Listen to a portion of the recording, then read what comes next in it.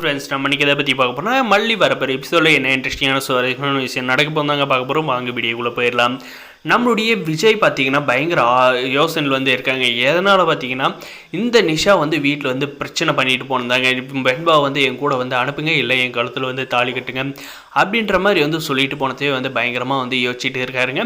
அந்த நேரத்தில் இந்த ரஞ்சிதா வந்து என்ன சொல்கிறான்னு பார்த்தீங்கன்னா, மாமா இதுக்கெல்லாம் வந்து ஒரே வழி தான் இருக்குது, நீங்கள் எப்படியாவது வந்து இந்த வெண்பாவை வந்து நம்ம கூட வந்து வச்சுக்கணுன்னா இந்த மல்லியை வந்து அப்பப்போ வீட்டில் வந்து நம்முடைய வெண்பாவை வந்து பார்த்துக்க சொன்னீங்களான்னு கண்டிப்பாக அந்த நிஷா வந்து சைலண்ட்டாக வேலையை பார்த்துட்டு வந்து கிளம்பிடுவா, இல்லைனா வந்து கண்டிப்பாக வந்து உங்களை வந்து டார்ச்சர் பண்ணுவா கல்யாணம் பண்ணி சொல்லி அப்படின்ற மாதிரி வந்து சொல்கிறாங்க.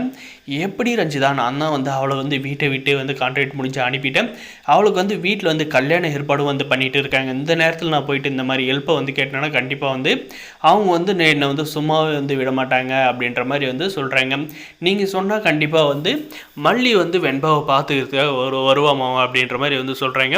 அதுக்கெல்லாம் கொஞ்சம் கூட வந்து வாய்ப்பே இல்லை ரஞ்சிதா. நான் வந்து ஏன்னா மல்லியோட வாழ்க்கையை வந்து நான் வந்து டிஸ்டர்ப் பண்ண விரும்பலை. அவளுடைய வாழ்க்கையை வந்து அவள் வாழ்ட்டோ, அவங்க அண்ணன் வந்து கஷ்டப்பட்டு ஒரு கல்யாணத்தை வந்து ஏற்பாடு பண்ணியிருக்காங்க, அது வந்து என்னால் நின்றுச்சுன்னா எனக்கு வந்து ரொம்பவே வந்து மன கஷ்டம் ஆயிரும் அப்படின்ற மாதிரி வந்து சொல்கிறாங்க.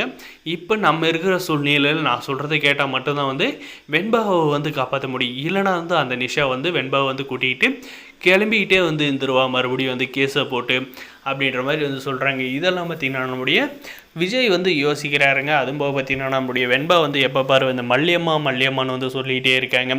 அதுக்கு நம்முடைய விஜய் வந்து ரொம்பவுமே வந்து நோட்டீஸ் பண்ணி நம்ம வந்து என்ன பண்ணுறது, மல்லிக்கு வந்து ஒரு அம்மா தேவை தான், ஆனால் வந்து நம்ம வந்து கான்ட்ராக்டுக்காக வந்து கூப்பிட்டு வந்த மல்லியை வந்து இப்படி வந்து ஒரிஜினல் அம்மா மாதிரி வந்து கூப்பிட்டுட்டு இருக்காளே வெண்பா. அதுபோக மல்லியுமே வந்து வெண்பா வந்து தான் மகளாக வந்து பார்த்துட்டு இருக்கா.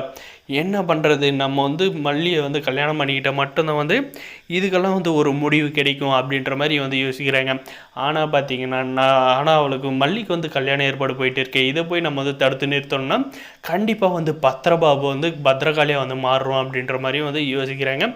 இதுக்கெல்லாம் முடிவு காட்டுற விதமாக பார்த்திங்கன்னா நம்மளுடைய விஜய் உண்மையிலே வந்து நம்முடைய மல்லியை வந்து விரும்பி இருந்தால் நேரில் போயிட்டு 2 பேரும் வந்து மனசு விட்டு பேசினா நம்மளுடைய பாபுவும் சரி நம்முடைய நாகு ஆல்ரெடி வந்து சப்போர்ட் பண்ணுறாங்க.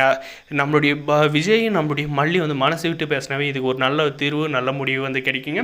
கூடிய சீக்கிரம் இவங்க 2 பேருமே வந்து மனசு விட்டு பேசி 2 பேரும் வந்து வாழ்க்கையை வந்து ஆரம்பித்து நம்மளுடைய மல்லிக்கு வந்து நம்மளுடைய மல்லி பார்த்திங்கன்னா வெண்பா வந்து தான் பொண்ணை வந்து ஏற்றுக்கிட்டு சும்மா வேறு லெவலில் வந்து வாழணும் அப்படின்னு நினைக்கிறவங்க இந்த வீடியோக்குள்ள லைக் பண்ணுங்கள்.